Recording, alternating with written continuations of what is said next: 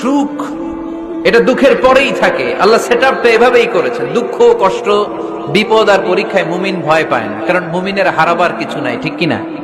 আমাদের জীবনে যদি বিপদ নেমে আসে আমরা কি চিন্তিত হই? কথা বলেন। আমরা তখন সবর করি, কি করি? আর সবরের সওয়াব আছে না নাই? কারণ মুমিন জানে রাত যত গভীর হয় অন্ধকার তমানিসা ভেদ করে সুবহে সাদিক হয়।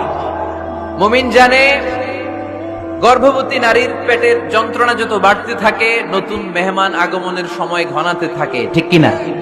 মুমিন জানে মুমিনের উপর বিপদ কষ্ট যত বাড়তে থাকে সুখের সময় ঘনাতে থাকে, কাছে আসতে থাকে। চিল্লায় বলেন ঠিক কিনা?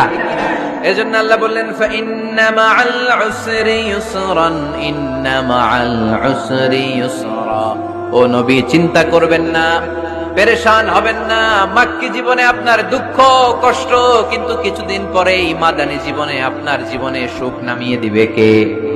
আপনার জীবনে আনন্দের বন্যা বইয়ে দিবে কে? মোটিভেশনাল সূরা, পেইন রিলিভিং সূরা। আপনি বিপদে পড়লেই এই আয়াত নিয়ে চিন্তা করবেন যে বিপদের পরেই আনন্দ আছে, কষ্টের পরেই দুঃখ আছে।